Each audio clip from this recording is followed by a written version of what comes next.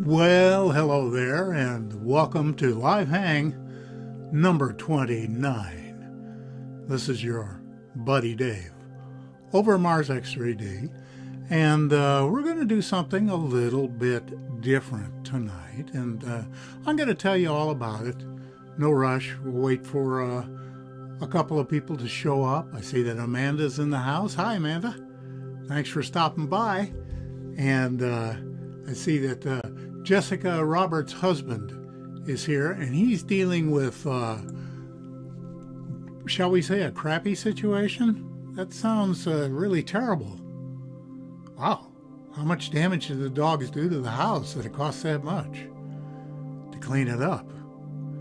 And why didn't the owners? Well, okay, we won't go into that. Anyway, yeah, it's been an interesting past week. Dealing with, people who don't understand, people who are just basically haters, and that's okay. I've got a thick skin. I'm used to doing this. But, I a lot of times I'll get comments from people that, oh, you missed this, or you missed that, or at marker 1206, there's did you look up in the right-hand corner? And I have to remind people that by the time I get done doing all the processing on these images, I've spent hours on them. And I know every grain of sand that's in that image. But and I'm not complaining. I like what I'm doing. But I do know it's there. And I see that James Cragen is here. And everyone, all stand. A proud weirdo first class is in the house. Ian, welcome aboard, Ian. It's great to have you here with us tonight. And James, Ian, and Amanda. I don't know what happened to Jessica Roberts' husband. Maybe he's got called away. But whatever the case, delighted to have you guys here with us. And there you are, Jessica Roberts' husband. And so I tried to go fishing this week. It was warm enough. I got the kayak out and dug it out of the basement. Got it all seaworthy and dragged it down to the reservoir. And I forgot how cold it is on the water when that water hasn't warmed up yet. It was really nippy, even though it was about 70 degrees out. And the fish were definitely having nothing to do with coming up anywhere. They're still down deep. They're not coming up. As far as I can tell, they're not spawning. So I'll wait till it warms up. I'm a fair weather fisherman anymore. As you get older, those things get more important. They become more of an impetus. So, anyway, making plans, and I see that Alan and James Fife has shown up. Well, James Fife says, how can gravity hold an entire ocean down, yet a mosquito doesn't really seem to be affected much, or a butterfly floating freely? Well, that's because of their mass, the inverse proportion of their mass. They're still affected by gravity. But if you went, and there's this famous experiment. Was it James Irwin did it? James Lovell? Anyway, they were on the moon. And he dropped a bowling ball and a feather in a vacuum. And of course, they both hit at the same instant. Because gravity affects everything the same. And it's like the old puzzle. Maybe you remember this, that a plane takes off with 2,000 canaries in it, and during the flight the canaries are let out of their cages and they all begin to fly. So the question is the plane lighter? Is it the same weight? Or is it somehow heavier? Let me look at a couple of these comments. Well, okay, we got all the usual suspects. And of course, the answer to that puzzle, is the plane lighter? Does the plane stay the same, or is it heavier? It stays exactly the same, because the plane had to accelerate the mass of all those canaries in their cages and the people who let them out. And so that mass is what has been accelerated, and of course that mass is what gravity is working on. Mass, acceleration, gravity. 3 things you need to remember for tonight's quiz later on. Well, all hail. Another proud weirdo first class has shown up tonight. Let's welcome Tony DeVerne. Hello, Tony. Thanks for stopping by. Who else we got? Oh, man. Well, so anyway, here's what I'm talking about. This next video that I'm probably will put up on Friday, I call it diving into the weeds. I've often mentioned that, I don't want to point out every single anomaly in the image, because we're going to be there all day. But I had occasion to go back to Curiosity 710, a GPAN by Neville Thompson. And this GigaPan is absolutely loaded with anomalies from one side to the other. And so I said, okay, we're going to go revisit some anomalies maybe you've seen before, but this is new 3D on them. And I'm going to point out all that little stuff that I normally ignore. It's going to take a whole video to do it, and I'll be glad if I can keep it under 15 minutes. I don't want you to get bored, and I certainly don't want to get bored either. And so when we get started here in just a minute, we're going to do an overview and have a look at a portion of the GigaPan, and then we're going to dive into the weeds. We're going to get blurry, up close and blurry. And I'm going to show you all kinds of stuff. And this is all from 2014, back when I was just getting into it. But, like I said, there's so much good stuff in this GigaPan. Even a duffer like myself back in the day was able to dig out a dozen good anomalies. So anyway, let me just check these comments here. Okay, if they can go for it.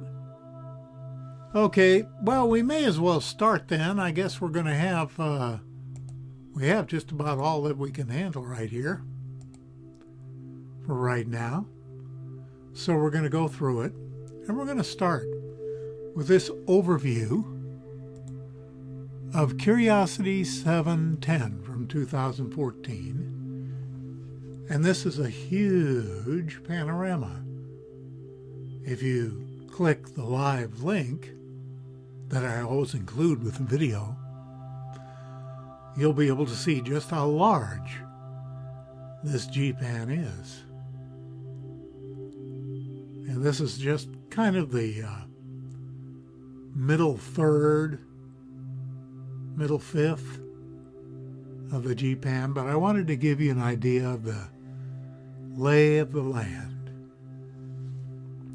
And we're going to just start diving into all kinds of little stuff that normally I wouldn't show you. But I get so many comments saying, well, you missed this and you missed that and you didn't see that. Why didn't you? Well, okay. That's what we're going to do tonight and in the video. So we're going to start with this cube covered with beadwork. Okay, now normally I wouldn't include that because even though it's non-fractal, it's just too blurry. And but you can see it's a cube with a rectangle on top, right angles formed by the beadwork, some kind of protuberances on the top, 1, 2, 3, 4 of them I see, right angles everywhere. So this is a qualified artifact, but it doesn't meet my normal criteria for showing to anybody. It's not clear enough, but in this video I'm going to include it. And while we're on cubes, and this is all from 710 by the way,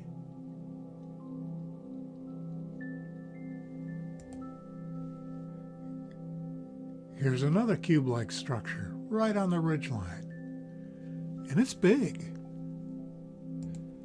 I don't know what it is, but it's filled with right angles and interior structure. And again, normally I wouldn't show this. It's relatively clear, but it's just not, even though it's full of non-fractals, it's just not that compelling kind of in-your-face, wow. The wow factor isn't there.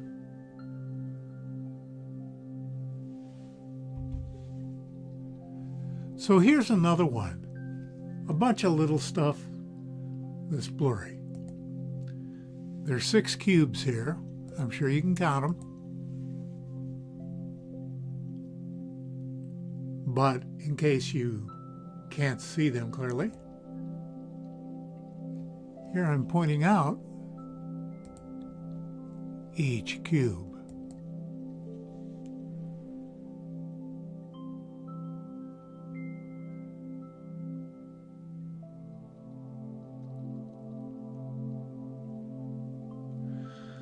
And it's interesting as you work your attention from left to right how different each cube is. The one on the left is sharp and clear with a little bit of carving on the right side. Next one almost looks like a cathode ray tube shape with beadwork. And then what seems to be a hollow box next to that. And then another cube, and then another cube, and then another cube. But before we leave this one, let's also point out right in the center what looks like a buried cube. And right down there in front, what is that? You've got that nice rounded square with that white marker in the middle. So anyway, if you're just getting here, we're diving into the weeds. We're looking at little stuff I normally wouldn't show you. But 710 is so anomaly rich. Then this one, this nice rectangular or square block with a beautiful radius on the edge. That's very cool.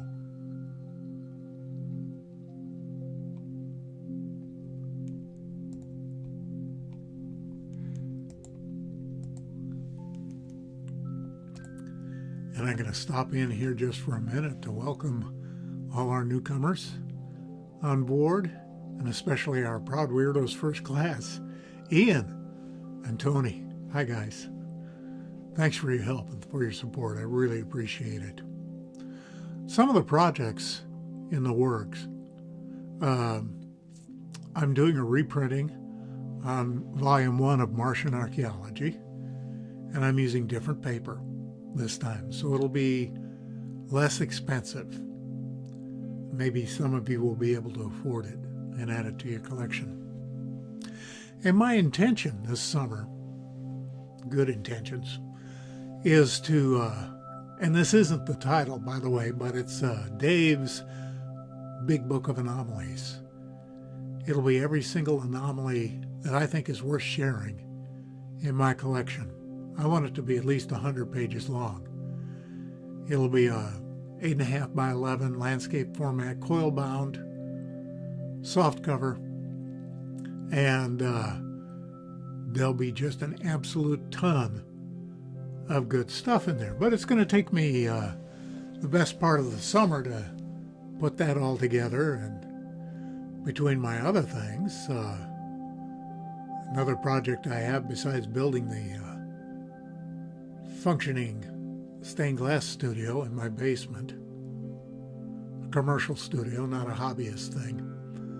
I'm meeting up with an old friend down in Missouri, and we're going to do the frame up on the fuselage of a new gyrocopter design we're looking at, and we have two of the top guys in the business, Robert Bosley and Ron Heron, helping us. And so I'm going to get familiar with the frame-up techniques that Robert Bosley has premiered, help my friend move his fuselage and other equipment down to New Orleans, and then come on back to the Northern Command, the Sunrise Command. We have guests coming in and out. It's going to be a busy, busy summer. But by golly, I'm going to get as much done as I can and get enough anomalies found that I can still make a few videos this summer. And there's Renee. Hi, Renee, over in the Netherlands. Very nice to see you, my friend. So let's get on back to the anomalies. Just wanted to catch you up a little bit with some of the stuff that's going on. Let me see if I can find where we're at here. Here we go. Ready? Oh, Amanda, you got your 9-year-old grandson doing the 3D. Sawyer. Well, you let me know when Sawyer gets it, Amanda, and I'll give him a shout out on the next video after that. And be sure to let him know that Jimmy Bob, who's 8 years old, has been doing X3D for the last 2 years. So he's got company. He's probably trying too hard. Get him to relax a little. Give him a couple shots of bourbon. He'll, oh wait, kids don't drink. Well, at least, not around here where I live. I grew up in Iowa. That should tell you everything you need to know. Okay, look at this nice, sharp, clean cube right in the center of the picture. That is very clean. And it's relatively sharp. But again, I wouldn't normally show this to you because blocks and cubes are pretty common. Because let's face it, we're looking at ruined buildings. These are structural elements that we're looking at. But as you let your eyes wander on the picture, check this one. How about this thing in back? What on earth is that? That's got all kinds of non-fractal angles. It's an artifact, along with that cube in the center. That's an artifact.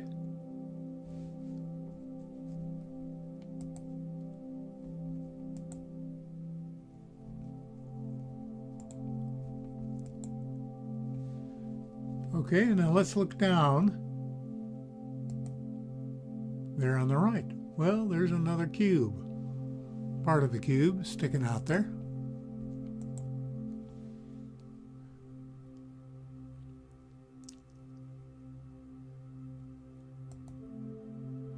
Then we've got this thing right in the middle. Right angles, and then these curved, almost lip-like types of things.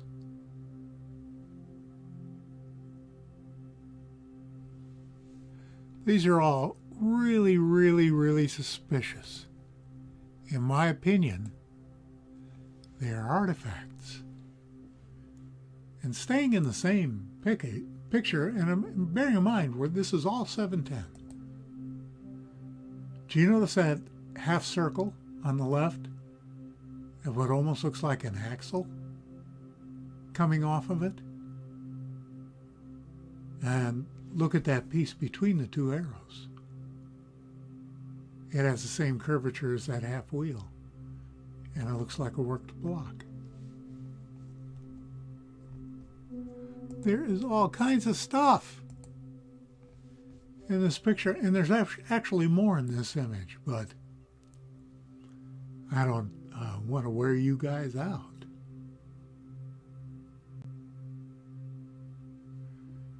And I have to agree with you, Renee.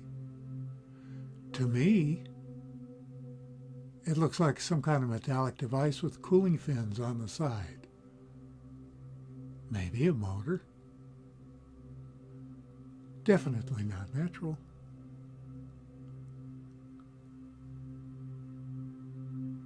And yes, James, there are just about everything in this image is anomalous.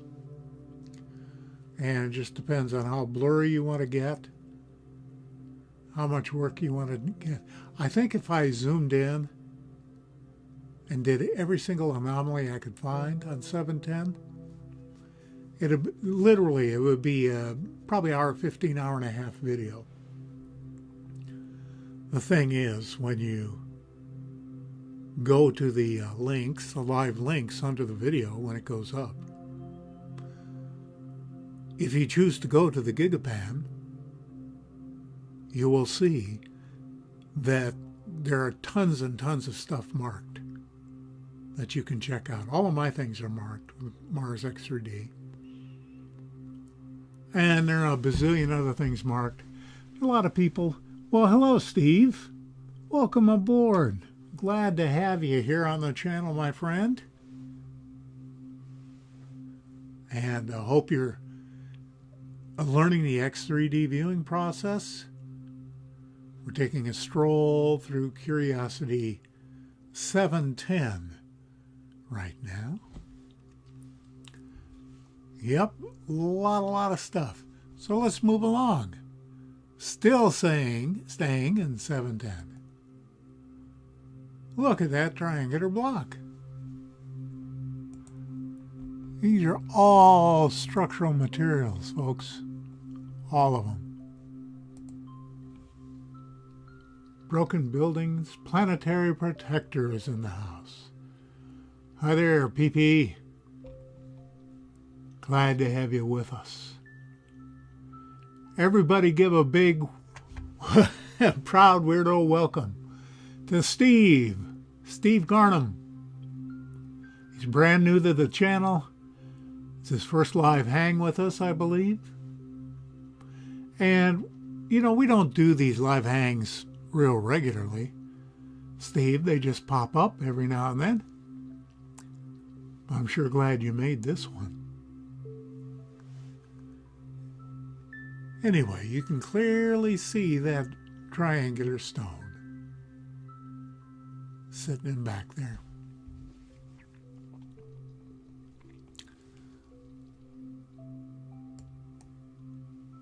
So we're going to back off for a minute, that we're still in 710.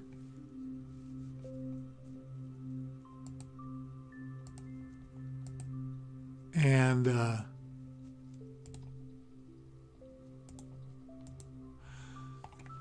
we're going to take a look. Let me see, I'm just kind of getting sorted here. Okay, as you're looking at this context view, and we've got our anomaly marked down there.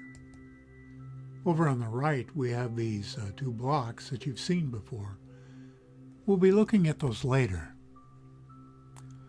But let me reassure all of you that we're getting kind of the small, blurry, in-the-weeds stuff out of the way first. We have some pretty heavy hitter stuff coming up in just a minute. Anyway, We'll zoom in on our target box there and take a look at that. So, is it natural or is it erosion? Well, I would classify this as an OOGI. That stands for Object of Geological Interest. OOGI. This is very strange erosion. We definitely have some right angles in there.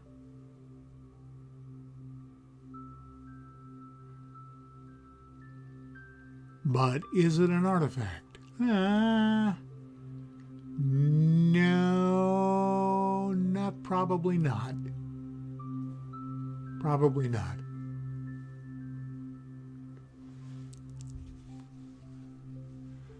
And take a look at this one. Again, we're still in the weeds. That looks like a lump of Play-Doh that you pressed something into. That's the impression I get. No pun intended. Well, it's just clear as a bell, isn't it?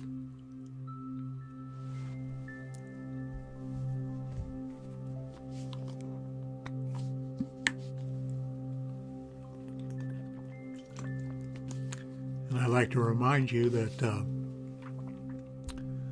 while you're here, if you enjoy being part of the Proud Weirdos, please consider leaving a thumbs up before you go tonight. That helps me out a lot. Now, what I'm intrigued about, I wonder if this is a fossil, or if this is a shaped stone, because it sure looks like something was pressed into the rock. You've got those 3 diagonal rivets, I call them, and it's got a horizontal line below the center one, almost like that was a glyph that had meaning, you know, like the Mayans did for their counting system. They had balls and lines like that. So who knows? Here's another one.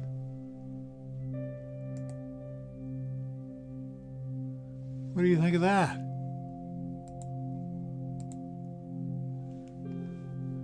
These are all things I found 8 years ago. No, Steve, you don't have to be a weirdo to be in on the chat, but you are a weirdo for showing up and for even joining the channel. We affectionately call ourselves Proud Weirdos because there are not a whole lot of people who really understand what we're doing. As I explain frequently, I'm a niche within a niche. Mars anomalies, very small segment of the population. Mars anomalies and stereographic X3D, even smaller.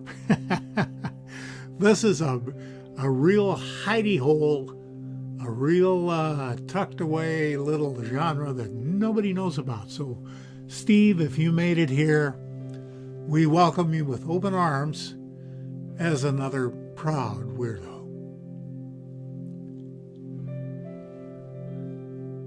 So anyway, this thing is very strange. It's got 2 perfect squares separated. They're both the same size. Symmetrical split between them. They're both triangular in nature and like they were mitered to that block. And then that block is oval shaped like a bathtub. It's been scooped out. And when you're looking at some kind of basin for a fountain, possibly part of a aqueduct.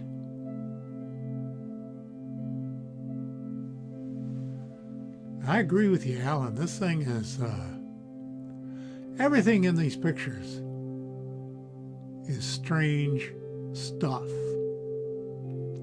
You look down at the 5 o'clock position below the main anomaly in the center. You got almost looks like a squash tube. Now that's probably just a rock and some shadow. That big boulder at the top.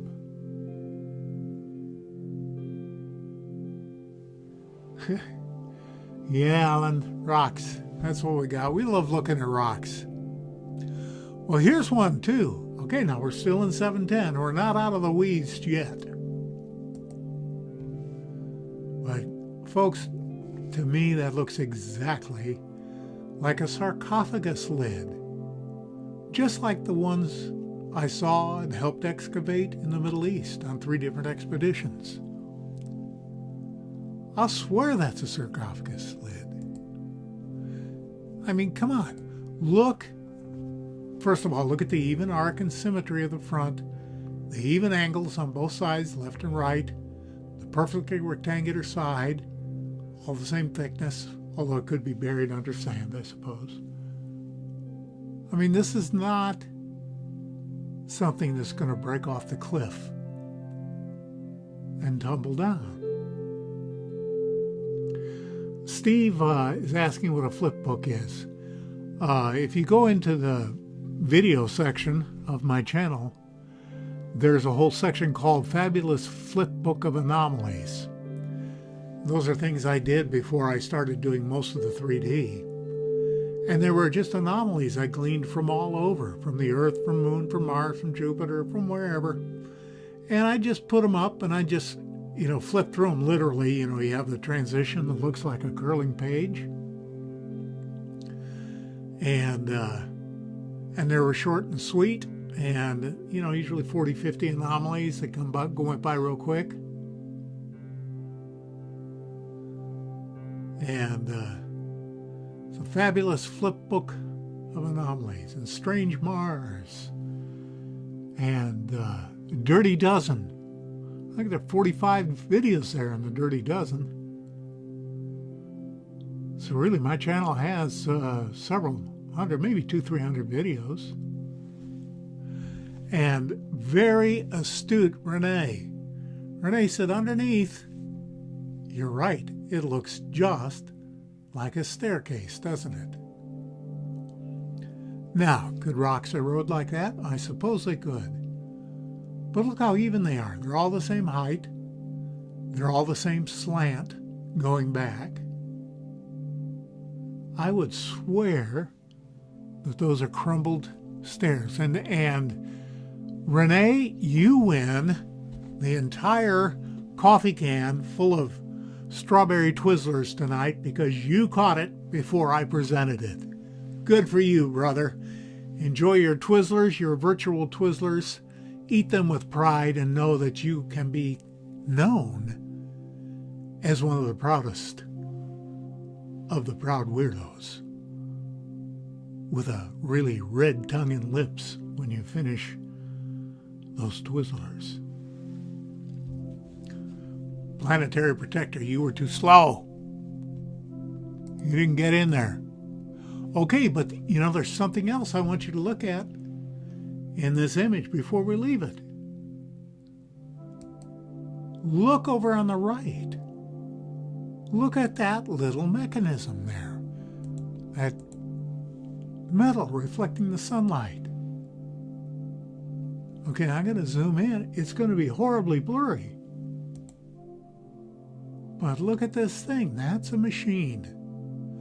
That, folks, is a genuine artifact.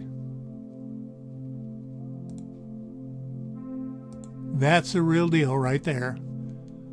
I'd stake, even though it's terribly blurry, I would stake my reputation that this is a machine. That if we walked up to that on the surface and saw it with our good vision up close, that's a machine. So, that was our little trip through the weeds. Now we're going to hit some of the big stuff. Some of the stuff that normally I would include in a video. All of this other stuff, as interesting as it is and as anomalous as it is, I usually leave out. You know, I want stuff that's like really above and beyond. Really good stuff. Stuff that stops you in your tracks and goes, whoa, look at that. Well, with that much talking going on, maybe we better go ahead and get into the real good stuff. Or the better stuff anyway. Maybe you'll decide it isn't that great. But remember I pointed out those 2 blocks at the base of the cliff. And I had put this up several weeks ago for a different reason, but since it's part of 710, I'm going to put it in there. And yeah, James says it looks like a massive amount of heat hit that area. And that seems to be true about a large portion of the surface of Mars. The rock, we find examples of vitrified rock that's been melted into glass all over Mars. And Dr. John Brandenburg has identified the 3 nuclear blast patterns on the surface and has determined their yield and their altitude when they were detonated. All 3 of those gigantic nuclear devices were deployed from orbit. They deployed in the extreme upper atmosphere. It was an orbital attack. And these weren't missiles. These weren't rockets sent from one crazy country to another. The largest of them was the size of the Empire State Building. Now try to wrap your mind around that, if you've ever seen the Empire State Building. And imagine a nuclear bomb that size going off. Then imagine 3 of them. Now the other 2 were smaller, but they were Mongos too. They make Russia's Tsar Bomba look like a firecracker. So, is there any doubt when 3 nuclear devices like that go off, it's going to change the planet? Anyway, enough talk. Let's zoom in on those 2 blocks. And there they are. And they are blatantly artificial. The one in back, well, I just examine each side. See for yourself the angles. I like the kind of clawfoot feet it has on the lower right side. Like it was meant to sit on that end with. It almost looks, okay, stay with me here. If we took that piece and we rotated it upright so the shadow was gone and those clawed feet were touching the ground, then that back portion there could be stylized wings. Maybe there was a stylized bird head that went on top of that. Maybe that sat on top of a wall. I don't know. Clearly artificial. And then look right to the right in front of it. And Steve, yes, you're correct. An asteroid strike would create intense heat. However, the atmosphere of Mars is still humming with xenon 129 and krypton 80. Both of these isotopes are only created, or let's say 99.97% of the time, created as a result of nuclear fusion. They just essentially do not occur naturally. This was also something that Dr. John Brandenburg pointed out. He said, man, the atmosphere is still humming with radioactivity, and of course they're able to do the half-life and figure out, how old the isotopes they're measuring are. And he gave an age, I think it was 200. Well, no, I'm not going to talk out of school. I need to look up again and see the exact figure that Dr. Brandenburg gave. But he nails it down. We talk about colonizing Mars, and I think we will, and I think it's a good idea. Hi, Ricardo. It's okay. Even if you're late, you're still a proud weirdo. But 230,000 years. Thank you, Ricardo. I was thinking it was 250,000. I thought, wait a minute, was it 1,000,000 or 1,000 and 100,000? Well, thank you, Ricardo, for clearing that up. In any case, if we go to Mars, it's going to be too radioactive to stay on the surface, at least in certain portions of the planet. And you necessarily have to go underground, as I believe most of the surviving life did.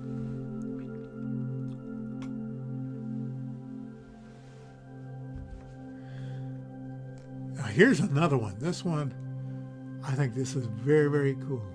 Well, Jamie Ur says, I hope I pronounced your name. Jamie Ur. I just joined. All I can say is that it looks like building debris. Yes, sir, it does. And I hope, Jamie, that you've learned X3D and are able to see these and turn your monitor into a Viewmaster. Everybody, let's also give Jamie a giant, proud weirdo welcome. We call ourselves Proud Weirdos, Jamie, for a reason. And now you showed up, and I'm sorry, but now you are one. Okay, here's one I really like. And this is from a ways back. As you can see, now I don't have a metric on this, but I'm thinking that what's inside the box there is 6 to 8 feet tall. So I'm going to rotate the image a little bit and zoom in a little bit. And tell me, and I know there's a 45-second delay, but you guys tell me what that thing right in the center looks like to you. I'll wait. Because it looks very much, well, I'm not going to say it yet. I'm going to see if any of you get it. I'm going to wait. Amanda's welcoming our new proud weirdo, Jamie Ure. Boy, sometimes it's hard to pronounce names. Okay, so far, nobody has come up with what I'm thinking this is. So I'll just tell you. I think it looks like a small sphinx. See the triangular head? The eyes, nose, and mouth? Now, yes, pareidolia, yeah, pareidolia. But look how the arms square off and then come down and come forward like the lion's paws do on the Sphinx in Egypt. I'm wondering if that was a Sphinx of some kind at some point. And it's been just beat to death, as you can see. But now here's what I want you to pay attention to. Look between its paws, between its extended legs. You see that? That whole device right there. Now, focus in on this. And we're going to zoom in. That, my friends, is an A1 first class artifact. My gut feeling on this, folks, is that this is an antenna. That whole white assembly from the left to the right. And that was part of the antenna mast, or maybe even the antenna itself. And let me take that circle off of there so you can look at it a little more easily.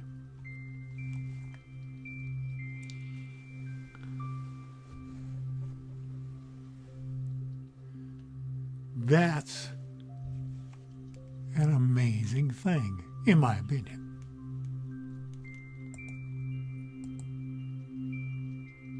Okay, so let's go ahead and move on. And now we've got what I call the ventilator shaft.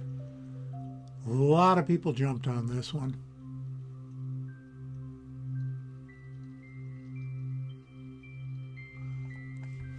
Could be a Komodo dragon, Ricardo.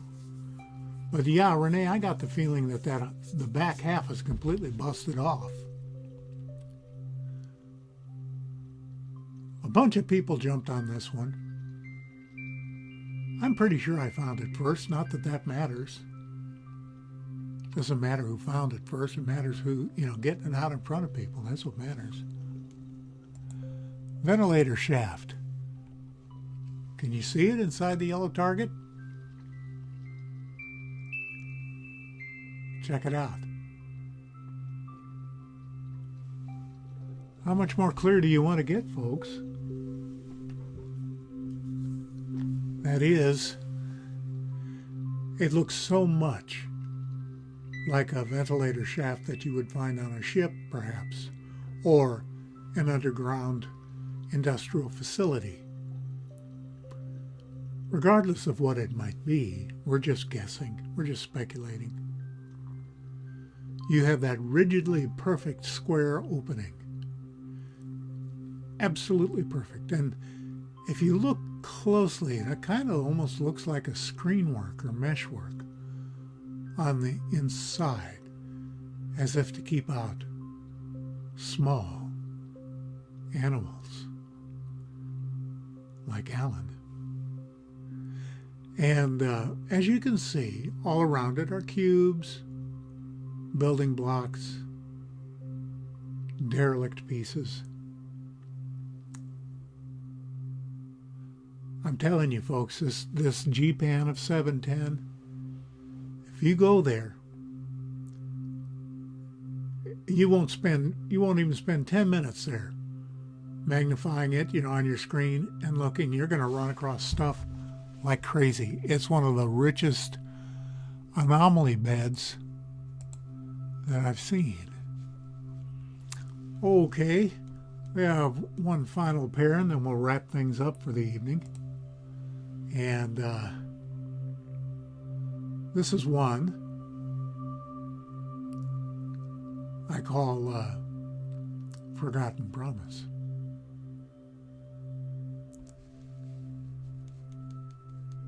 And some of you may have seen this before. This has made the rounds.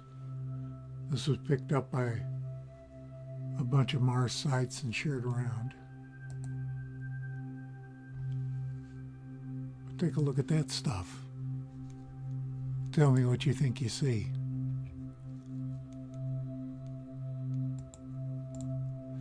Because I'll tell you what, all of that stuff looks unnatural to me, but particularly that pointed triangular piece. It's covered with carving and circles and squares and symmetry.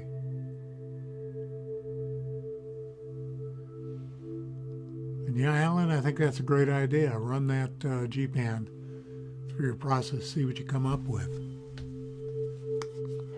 But this is got that lattice work down on the left here. Could be rock. Got a cube in back there, upper right. The rock immediately in back of the triangle is covered with carving and angles.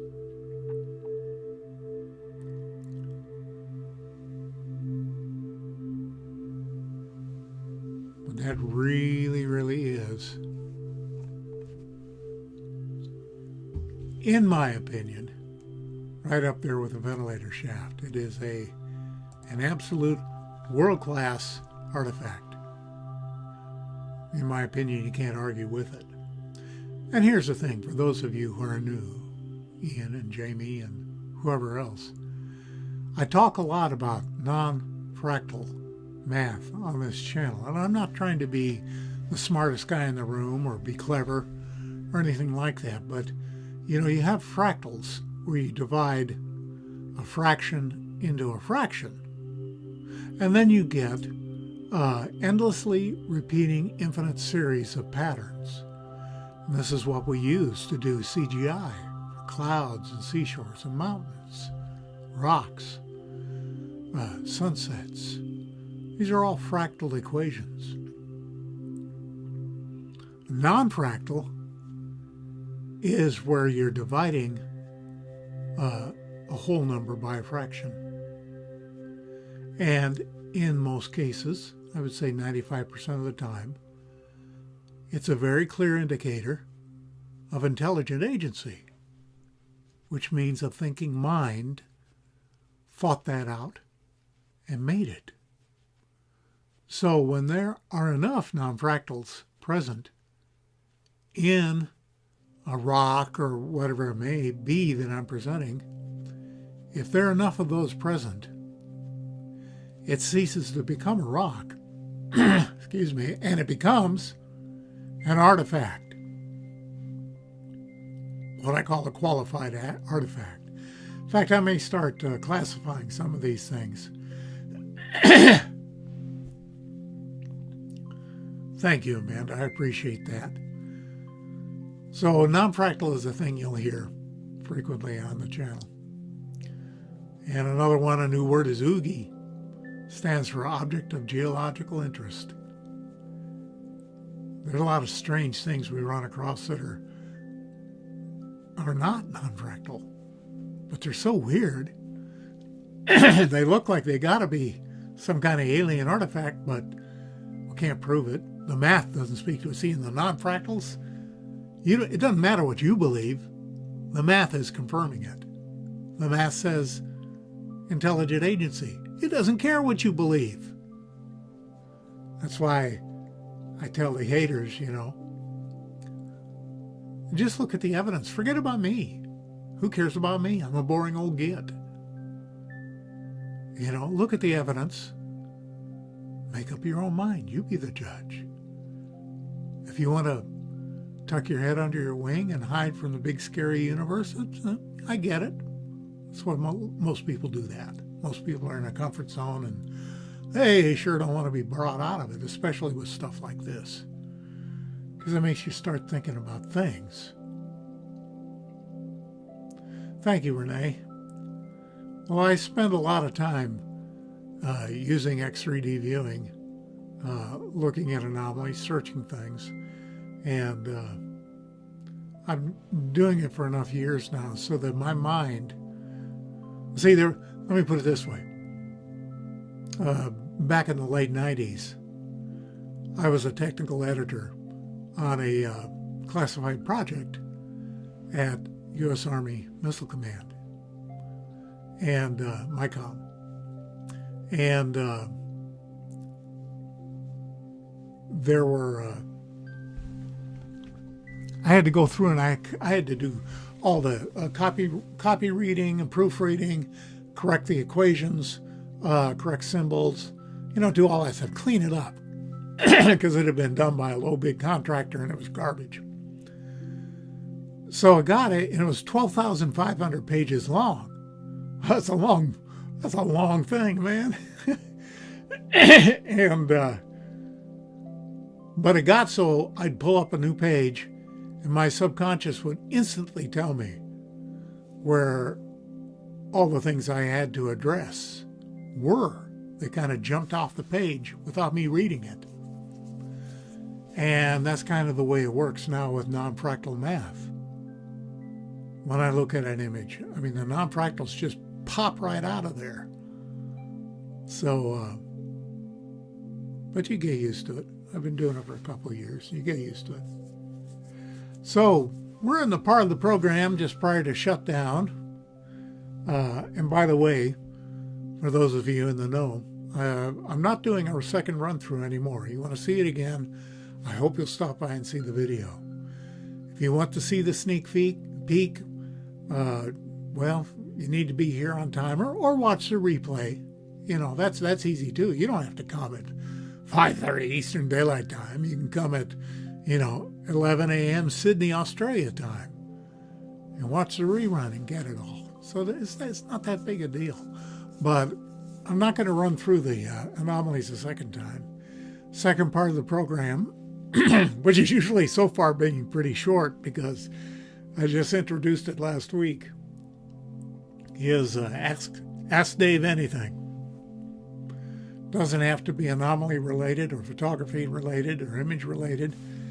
It can be just about anything that you've got it in your little pea-picking heart to talk about. And some of you know that I tell a lot of stories. I've had a fun life. I've had a lot of things happen that were fun, and some things not so fun, just like everybody else. I have a lot of stories to tell. But thank you, AKA Man. Thank you for showing up. And let me see how many people actually showed up tonight. Well, a couple anyway. We're not breaking any records. But here's the thing. The people we got get it. And you're all cool. I love hanging out with you. So, yeah, thank you, Mr. Roberts, for pointing that out. If you're a new member of the channel, be sure to stop back, look at videos, look at the other videos we've got. This is 124 going up this coming Friday with a little luck. And, we've got a pretty large body of X3D evidence and a lot more besides when you look in the other videos on the channel page. And a lot of stuff to look at. I'm finding that it's most of my videos nowadays are running about 14, 15 minutes. That's about as much as I want to spend. If I see an audience, not an audience, a video that interests me, if it's 2 hours long, I might click watch later and watch it sometime when I have 2 hours to blow. I'd rather get things kind of over and done with. Let me check some of these questions.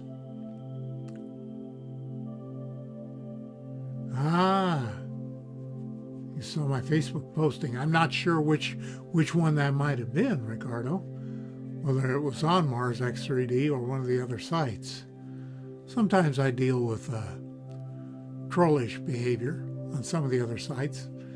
I generally don't engage them. I just ignore them. I let them go. Thank you, James. Thank you, one and all. And if I don't see any compelling questions for me here in the next minute or so, we'll just go ahead and wrap things up. But meanwhile, full steam ahead. I'm ordering all my machinery and lead and zinc, all the stuff for my big honkin' leaded glass studio up at the Sunrise Command. Going up in 2 weeks to epoxy the floors. Whew. That's a good way to get high.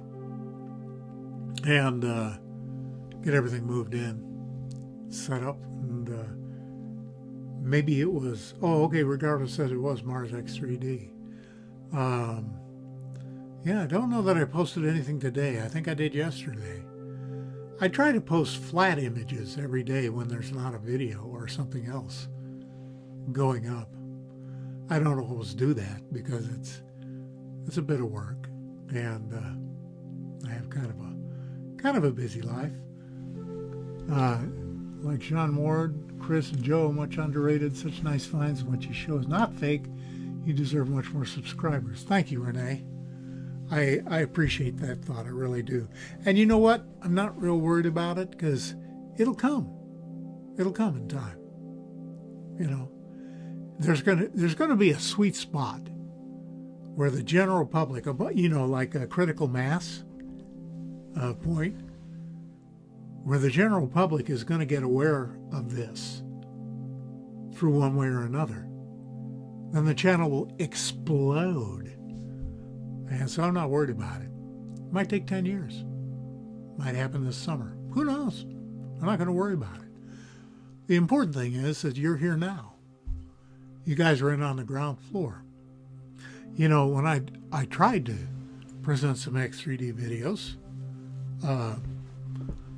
back when I started, and you'll see that in some of the old videos. Let me get positioned here, right, there we go. And it was too soon. People didn't pick up on it. I barely had any subscribers. So I just dropped it, let it sit. But then I came back about 2.5 years ago now and said, well, I'll bet you if I do a Facebook site on X3D anomalies, if I start a channel, I wonder if people are a little more ready for it. And by golly, I mean, y'all started showing up. Now, I'm not a gangbusters juggernaut channel, not by any stretch, but it's growing. And, you know, we've got almost 3,000 people who have learned X3D viewing and who use it to view this channel. That blows my mind. I think that's cool.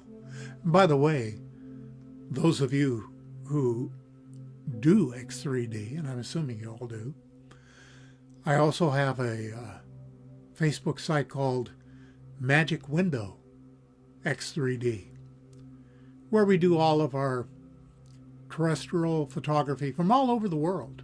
We've got wonderful photographers from all over the world sharing their X3D images.